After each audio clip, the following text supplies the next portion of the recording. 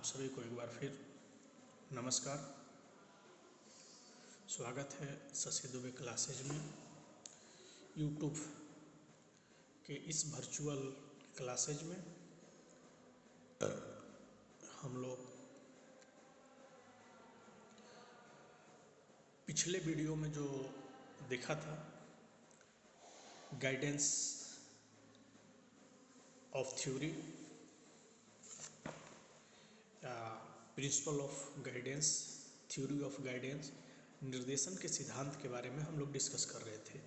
तो जनरली निर्देशन के सिद्धांत की जब बात आती है तो हम लोगों ने तीन थ्योरी या तीन सिद्धांत पे बात कर चुके थे। नंबर फर्स्ट, निर्देशन जीवन पर्यंत चलने वाली प्रक्रिया है।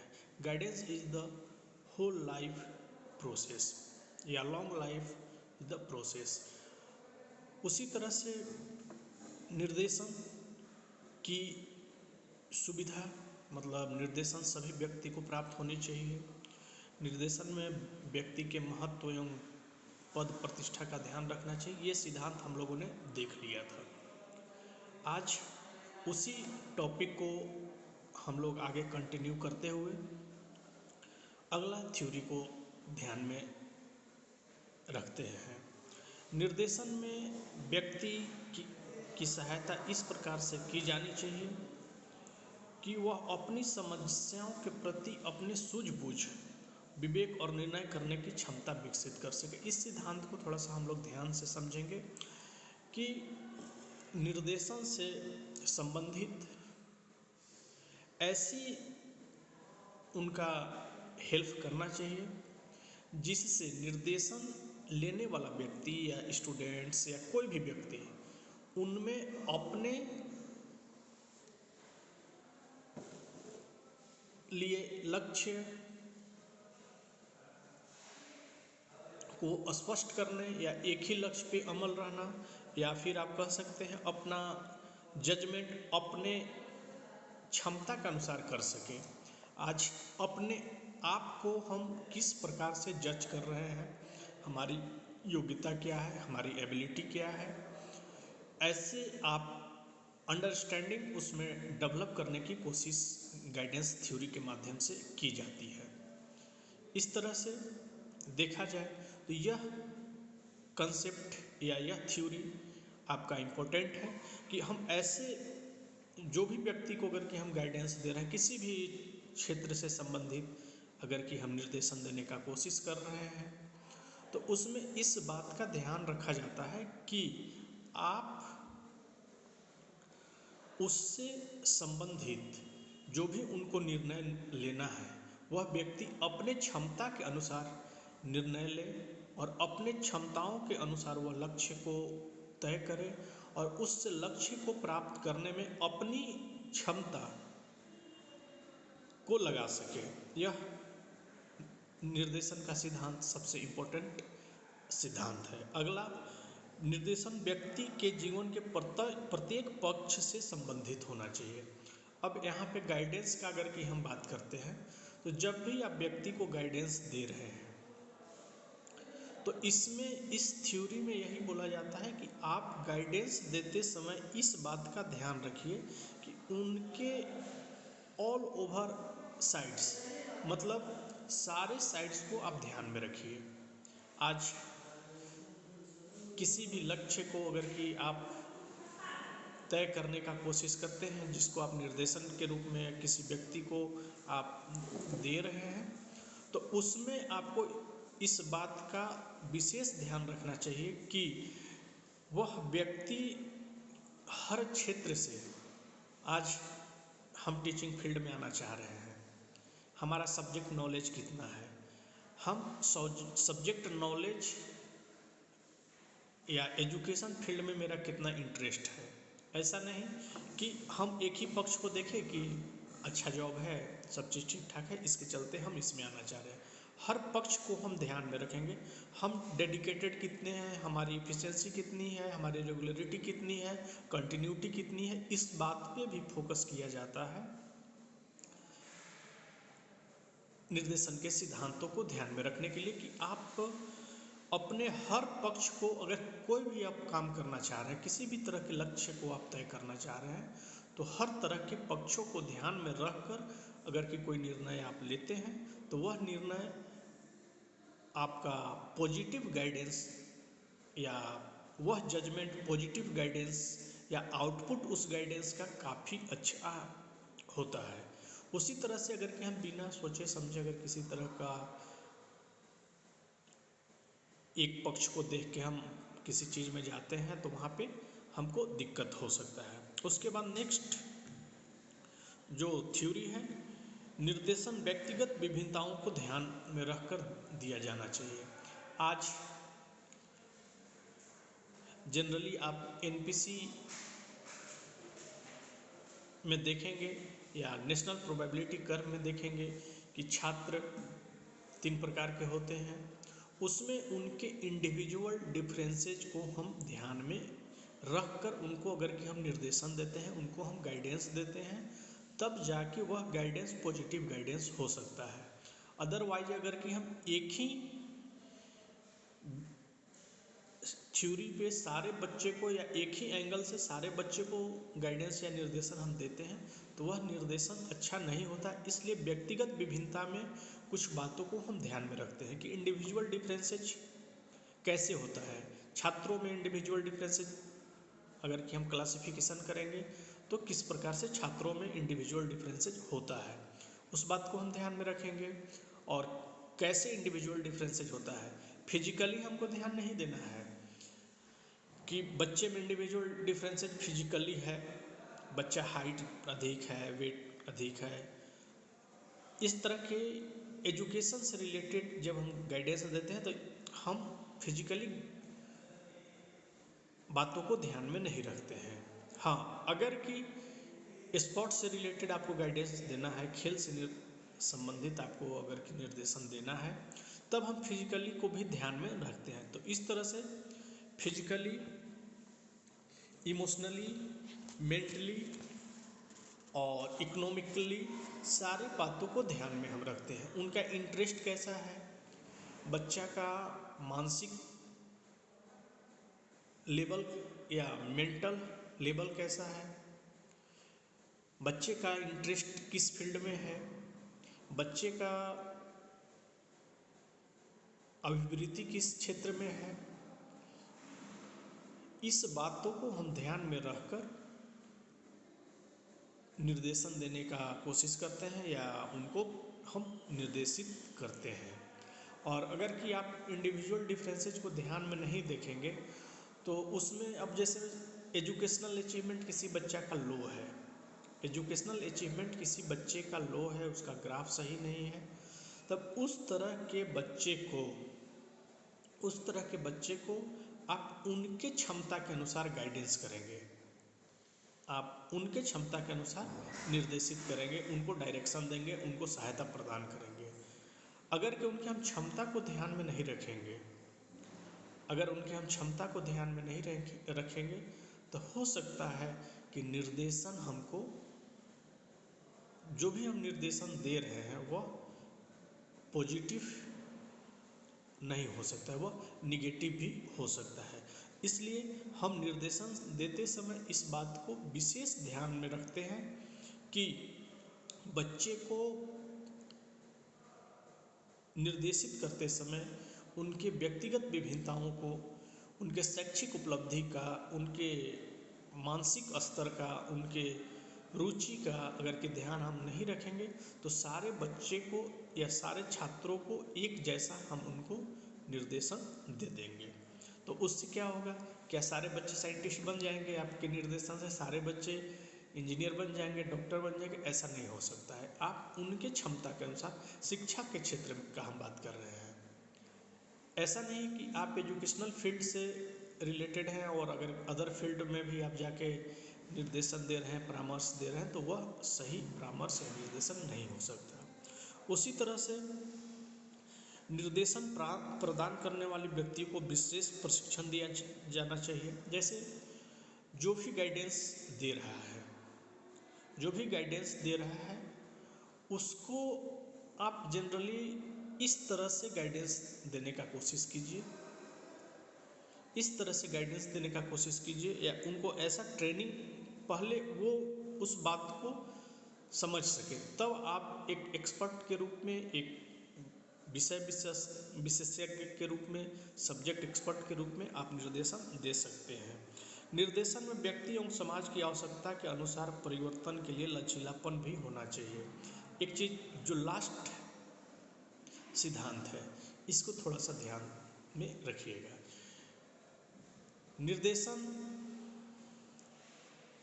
देते समय इस बात का हमको साफ ध्यान रखना है कि सामाजिक या समाज की आवश्यकता के अनुसार निर्देशन के सिद्धांतों में परिवर्तन या लचीलापन आप उसको चेंज कर सकते हैं, उसमें फ्लेक्सिबिलिटी ला सकते हैं। ऐसा नहीं कि आपने एक निर्देशन दे दिया, और निर्देशन कभी भी ऑर्डर नहीं होता है, ये ध्यान रखिएगा। निर्देशन कभी भी आदेश नहीं होता है। निर्देशन के लिए हम सिर्फ और सिर्फ उनको निर्देशित कर सकते हैं। उनको क्या कर सकते हैं? निर्देशित कर सकते हैं। उनको आप बाई फोर्सली ये नहीं कह सकते हैं कि आपको ये निर्देशन या यह बात आपको मानना है। एक्सपर्ट, सब्जेक्ट एक्सपर्ट आपको गाइडेंस दे दिया, अगर कि मन है तो आप उस बात को माने, या नहीं तो नहीं भी मान सकते।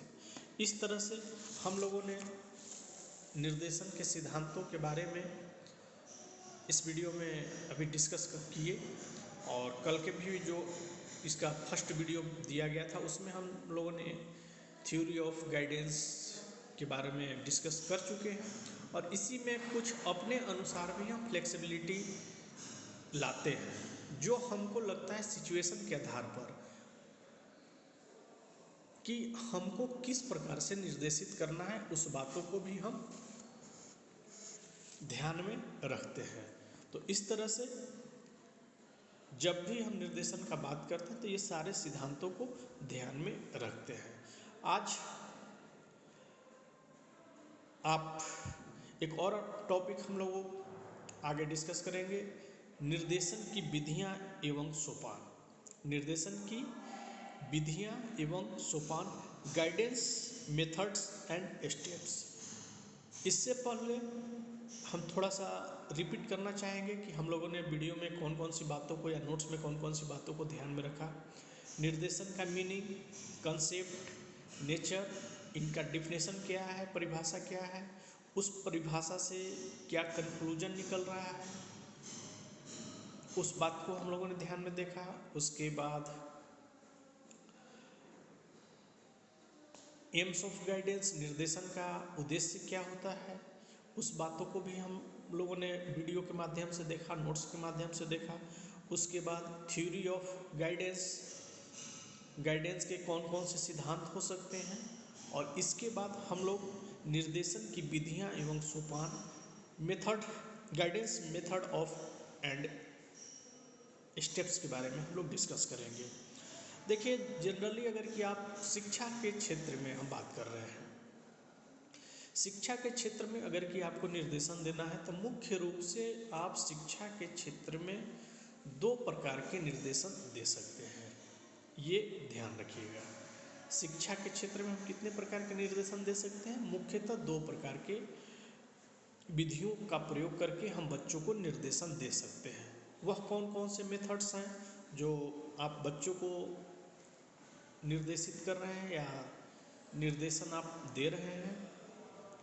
तो उसमें दो मेथड्स आते हैं। नंबर फर्स्ट, इंडिविजुअल गाइडेंस, व्यक्तिगत निर्देशन,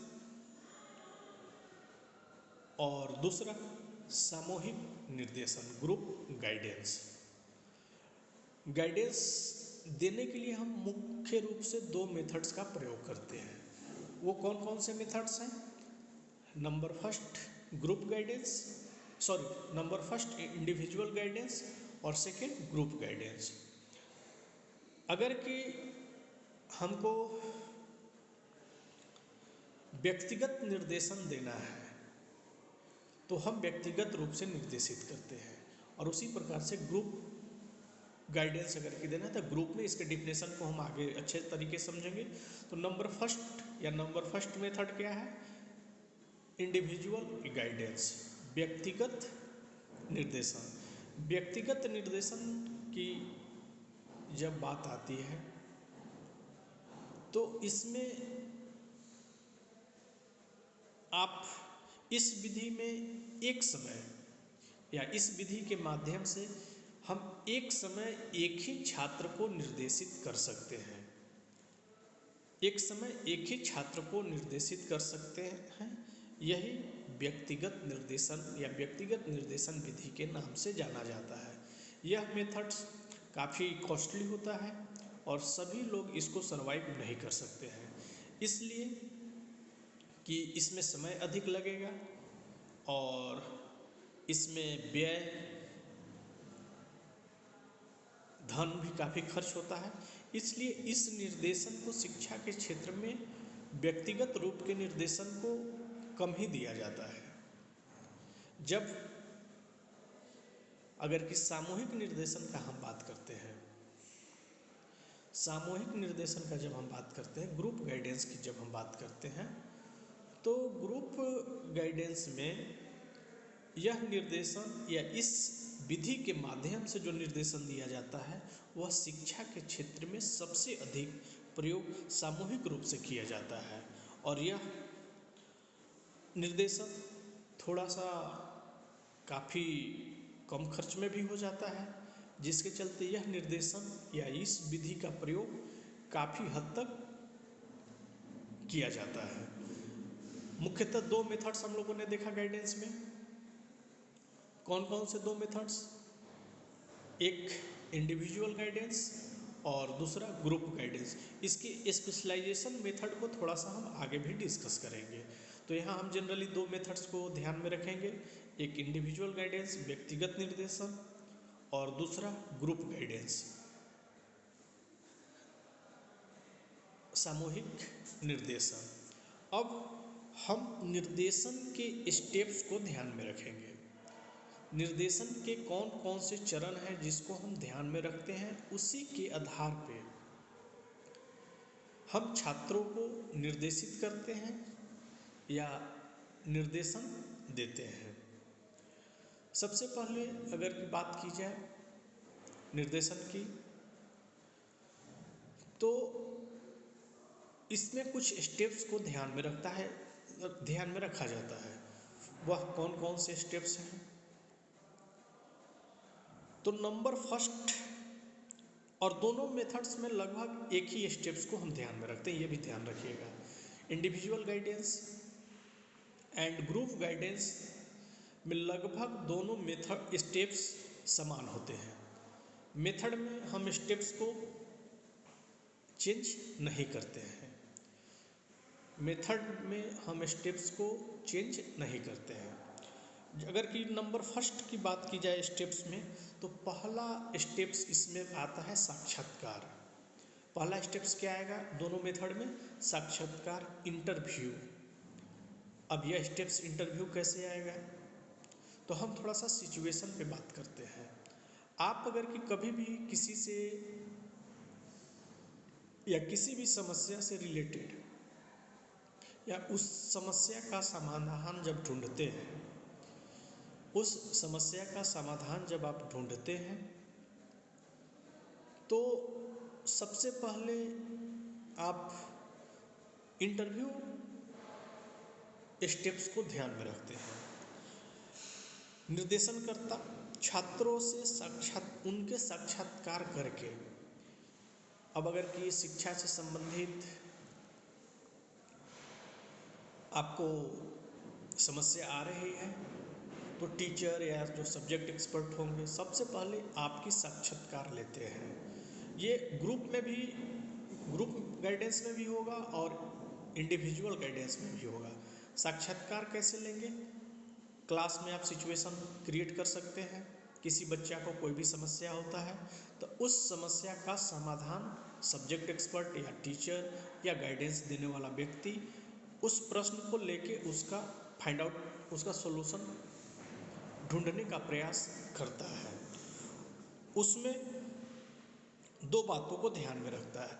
उसमें जनरली तीन बातों को ध्यान में रखा जाता है। कौन कौन से तीन बातें हैं जो इंटरव्यू स्टेप्स में इंडिविजुअल गाइडेंस और ग्रुप गाइडेंस में ध्यान में रखा जाता है? वो जनरली तीन बातों को ध्यान में रखा जाता है। नंबर फर्स्ट, आपका जो भी समस्या है,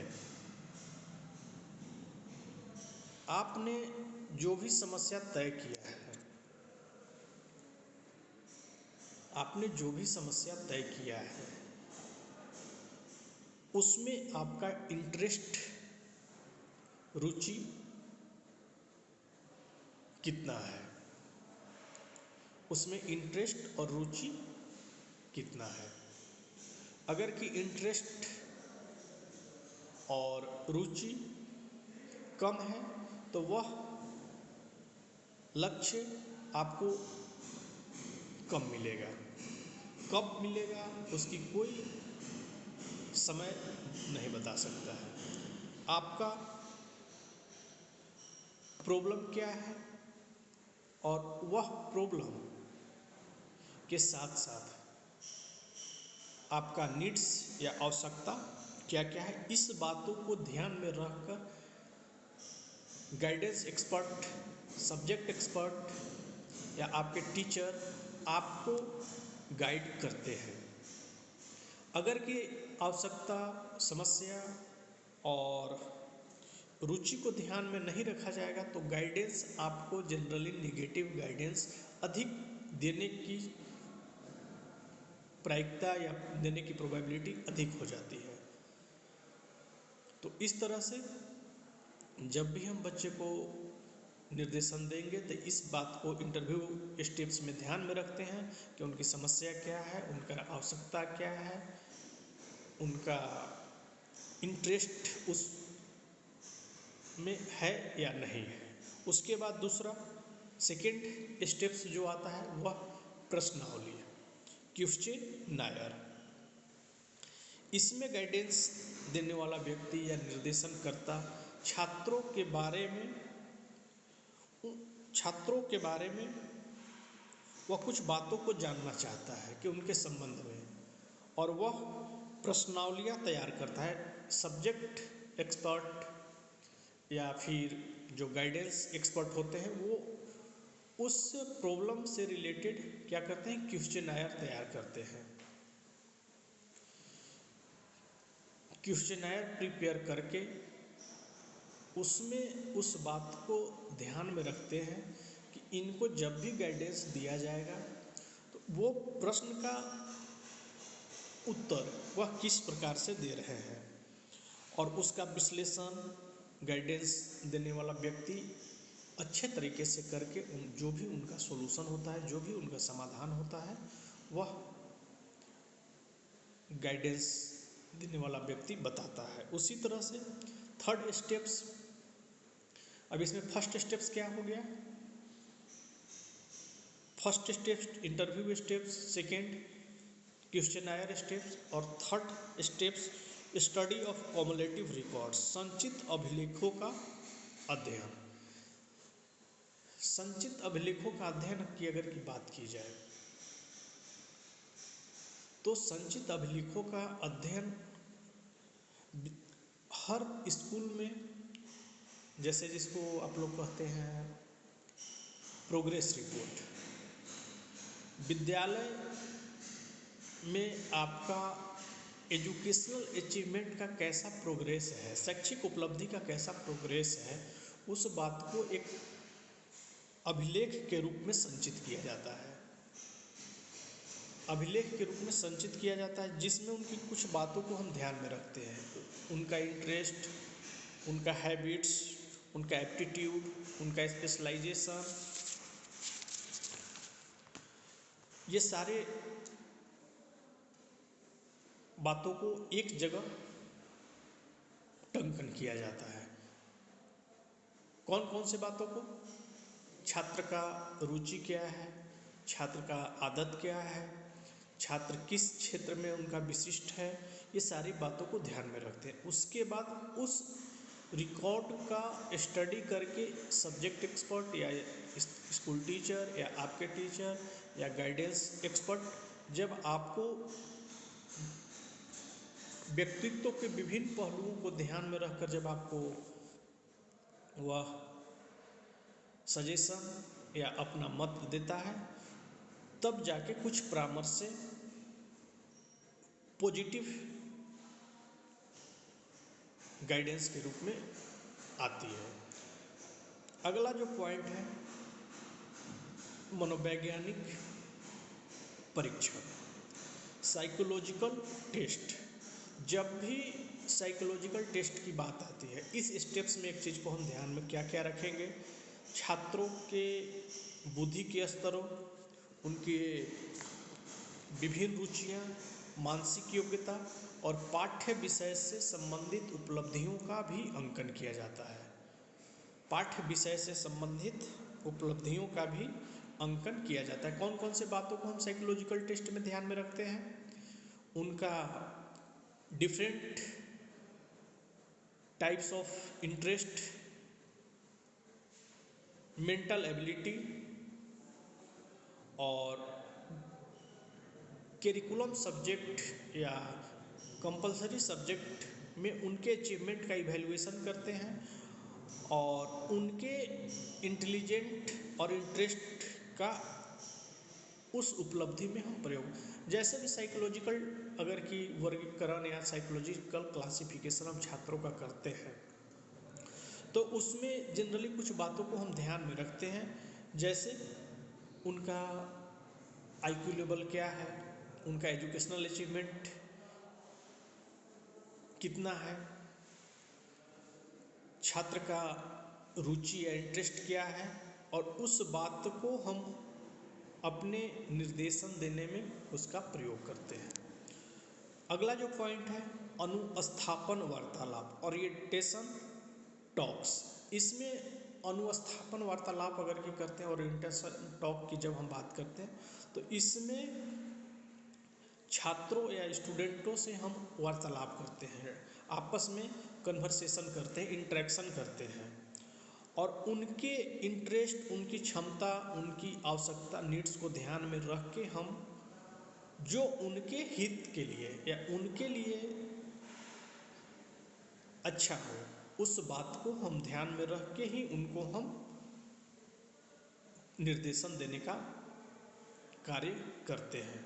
अगला जो टॉपिक है, पारिवारिक दशाओं का अध्ययन, स्टडी ऑफ होम कंडीशंस। इसमें भी जब आप किसी भी छात्रों को अगर की निर्देशित कर रहे हैं, तो एक गुड गाइडेंस एक्सपर्ट की महत्वपूर्ण बात ये होती है कि आप उस बच्चे का स्टडी कीजिए कि उसका होम कंडीशन या घर की स्थिति, पारिवारिक दशा किस प्रकार से है।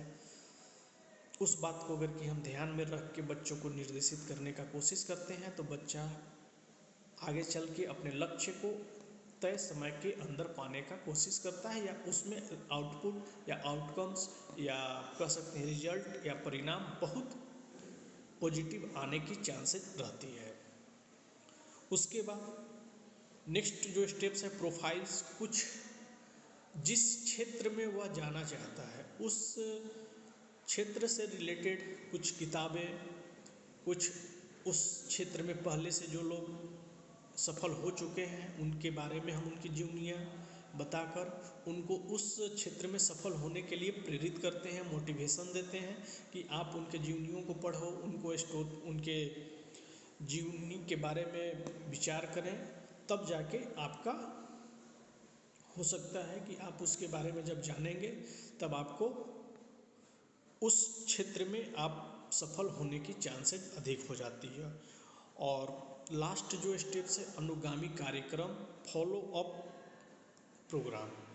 उससे संबंधित निर्देशन देने के बाद समाप्त नहीं हो जाता है। इस बात पे भी काफ़ी हम उत्तरदायित्व तो रखते हैं कि बच्चा को हम अगर की निर्देशन दे रहे हैं तो वह उसका अनुसरण कर रहा है कि नहीं। इसके लिए कुछ हम प्रोग्राम्स, मोटिवेशनल प्रोग्राम्स या मोटिवेशनल स्पीकर्स की थिंकिंग उनको सुनने के लिए या सोचने के लिए हम कहते हैं। तो इस तरह से हम इंडिविजुअल गाइडेंस और ग्रुप गाइडेंस में कुछ स्टेप्स को ध्यान में रखकर छात्रों को निर्देशन देने का प्रयास करते हैं। वो कौन कौन से स्टेप्स हैं एक बार हम फिर से पुनः रिपीट कर रहे हैं। उसमें नंबर फर्स्ट, दोनों मेथड्स में ये कॉमन स्टेप्स आएंगे। Number first interview steps, second questionnaire steps, third cumulative record, study of cumulative records, अभिलेखों का अध्ययन, फोर्थ मनोवैज्ञानिक परीक्षण, साइकोलॉजिकल टेस्ट, उसके बाद ओरिएंटेशन टॉक्स, अनुस्थापन वार्तालाप, पारिवारिक दशाओं का अध्ययन, स्टडी ऑफ होम कंडीशन या फैमिली कंडीशन, उसके बाद कुछ प्रोफाइल्स हम दिखाते हैं और फॉलोअप कुछ प्रोग्राम्स कराते हैं। तो इस तरह से निर्देशन के ये सारे स्टेप्स हैं। इस वीडियो में आपको जनरली दो टॉपिक पे हम लोगों ने डिस्कस किया है। एक गाइडेंस ऑफ थ्योरी या थ्योरी ऑफ गाइडेंस, और second topic method guidance and steps, कौन कौन से विधि निर्देशन देने के लिए हम प्रयोग करते हैं उसके बारे में हम लोगों ने इसमें डिस्कस किया। उसके बाद फिर उसके स्टेप्स क्या हैं। आप वीडियो को पूरा देखें, बिना स्किप किए हुए देखेंगे।